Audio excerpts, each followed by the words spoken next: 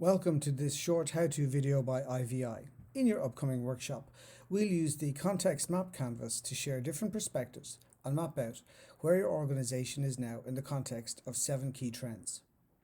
This map will help you look at what's important in your business context, look for drivers outside your own organization, and enable you to have a conversation about the forces that can shape your organization's strategy.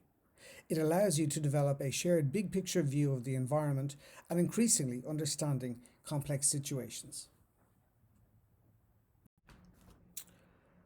The context map canvas allows you to examine assumptions, share perspectives, and identify factors and trends.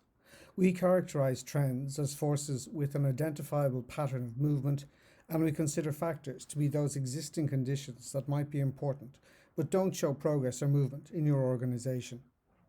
We recommend that you start work on your personal context canvas map in advance of our scheduled workshop, if you have time. This means that when we join online, you can simply transfer your already completed work to the online canvas, and we can accelerate the collaboration process. If you have access to a printer, we recommend that you print an A4 or A3 sized paper copy of the canvas and use that for your pre-work. When using the canvas, either offline or online, start anywhere in any of the 7 domains. Unlike most business design tools, the context map canvas has no particular order in how you work on it. Go where the energy takes you, but make sure you visit each part of the canvas.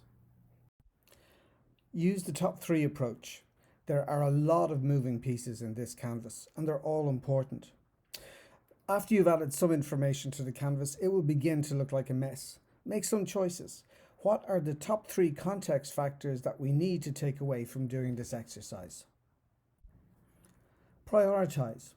Look at which topics appear most frequently, or which topics are strategic or operational or tactical. Identify areas for deeper exploration.